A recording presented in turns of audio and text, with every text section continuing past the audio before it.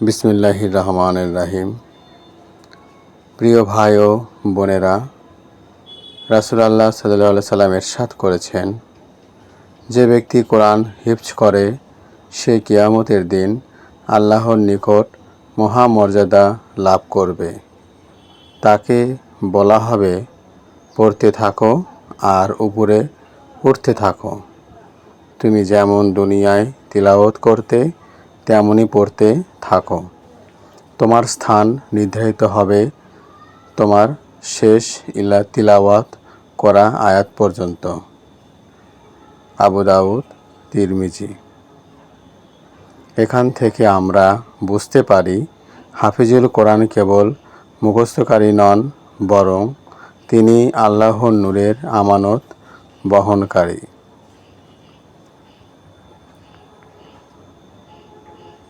কোরআনের অক্ষর তার বুকে থাকে আর এর আলো তার অন্তরে ছড়িয়ে পড়ে।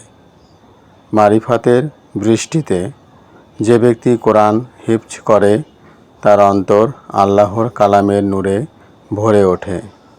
এই নূর তাকে গুনাহ থেকে দূরে রাখে, তার জীবনকে হিদায়াতের আলোকবর্তিকা বানায়। হাফিজ যখন কোরআন তিলাওয়াত করেন তখন তার জিহ্বা দুনিয়ায় আওয়াজ তুললেও আসমানে ফেরেশতারা তার সঙ্গত করে। তার প্রতিটি অক্ষর সওয়াবের সিন্দুক হয়ে জমা হতে থাকে। রাসূল সাল্লাল্লাহু আলাইহি সাল্লাম আরেক হাদিসে বলেছেন, যে ব্যক্তি কোরআন শেখে এবং তা মুখস্থ রাখে, আল্লাহ তাকে জান্নাতের উচ্চ মর্যাদায় উন্নীত করবেন, আর তার বাবা মাকেও এমন মুকুট পরানো হবে যার আলো সূর্যের থেকেও উজ্জ্বল। হাকিম।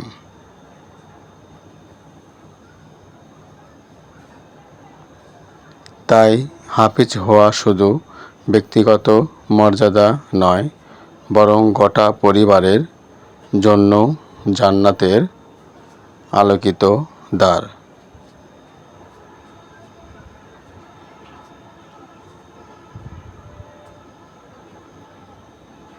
কোরআন হিফজ করা মানে শুধু মুখস্থ করা নয়, বরং এর অর্থ বোঝা, জীবনে আমল করা এবং অন্যদের কাছে পৌঁছে দেওয়া। যে অন্তরে কোরআনের নূর থাকে সে অন্তর আল্লাহর আরশের ছায়ায় নিরাপদ থাকবে।